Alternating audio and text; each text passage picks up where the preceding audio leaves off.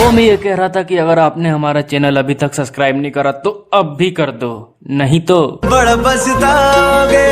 बड़ा पछताओगे। Presented by N. Kumar Gupta. SK Music Recording Studio, Saharsa.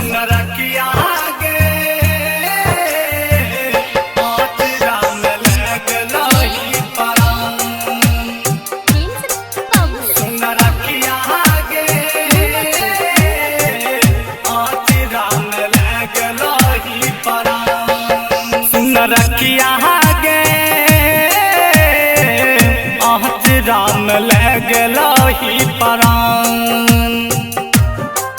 सुन रखिया गे आज राम लगलो ही परान बचपन के प्यारे के तू बात नाम के चल गल सैया सन ससुरा सुन रखिया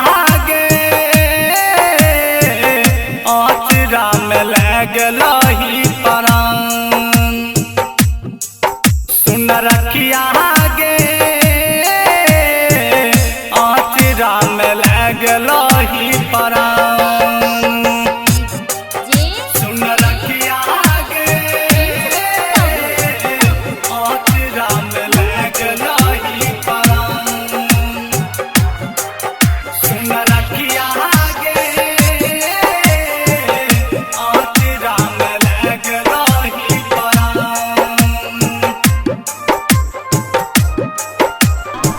Music Recording Studio, Saharsa. झूठ हूँ के प्यारी करके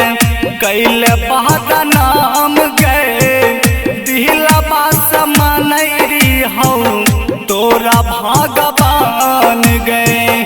दिलबा समनरी हूँ तोरा भगवान झूठ हूँ के प्यारी करके कैल बहादा नाम गए तोरा भगवान गए हमारा जिंदगी में आगे लगाई के छीन गल जानू मुस्कान सुन रखिया गे आज राम लगलो ही परान सुन रखिया गे राम लगलो ही परान सुन रखिया गे आज राम लगलो ही परान सुन रखिया गे आज राम लगलो ही परान SK Music Recording Studio, Saharsa. प्यार के अजब कहानी बनल भगवान के खेला करो जब छियै हसही नसान गए हसही नसान गए प्यार के अजब कहानी बनल भगवान गए खेला करो जब छियै हसई नसान गए मना दिल खुशी लाभन दिशाबा उतना के कैली